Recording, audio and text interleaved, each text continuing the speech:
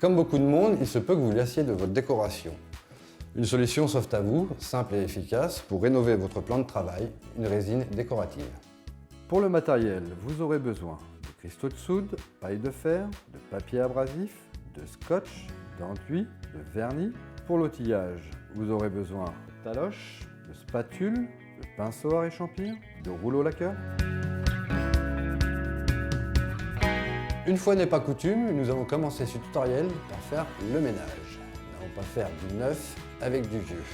Pour cela, on lessive. Respectez bien les proportions appropriées à vos quantités d'eau. On applique et on frotte. Petit conseil, pour avoir un nettoyage parfait, utilisez une paille de fer. Pour nettoyer les joints, frottez énergiquement. Pour accentuer l'adhérence du carrelage, on utilise un papier abrasif. Ponçage énergique. Je protège mon meuble avec du scotch de masquage.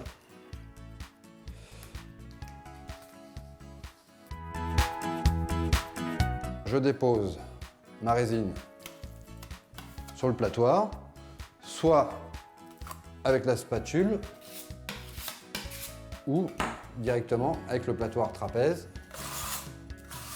Une fois les joints recouverts, j'applique généreusement ma résine tout en relevant légèrement ma spatule.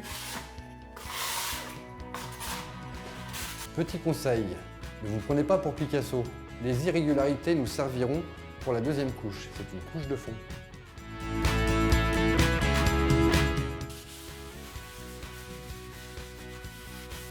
Voilà, le ponçage est terminé. Avant de passer la deuxième couche, il est impératif d'épousseter son support afin de permettre une meilleure fixation et un meilleur maintien dans le temps. Appliquons la deuxième couche.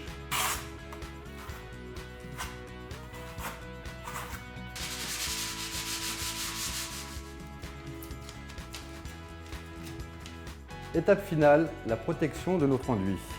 Pour une meilleure durabilité dans le temps, nous allons appliquer un vernis, mais un vernis bicomposant.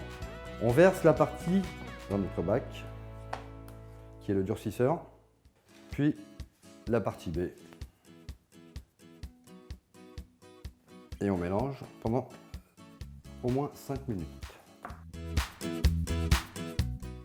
Comme pour peindre un mur, à l'aide d'une brosse à réchampir, c'est-à-dire pointue, je vais dégager mes angles. Et je n'hésite pas à former une bonne liaison entre mon plateau et mes supports extérieurs. Nos angles sont dégagés. On applique donc au rouleau laqueur, bien chargé. On définit donc nos deux zones. Donc je dépose la première couche bien chargée, je la répartis. Sur le principe, c'est la même application qu'une mise en peinture sur un mur. On pose notre bande et on la répartit. À la différence de celle-ci, il faut surtout bien la croiser. Voilà, elle a été croisée, maintenant je vais la lisser sans appuyer et sans recharger mon rouleau. Toujours avec la même charge. Premier vernis terminé. À vous d'appliquer votre seconde, troisième, quatrième couche en fonction de la résistance souhaitée. Résistance optimale du produit, 10 jours. L'entretien s'effectue tout simplement avec une éponge non abrasive, autant que possible tout de suite après la tâche.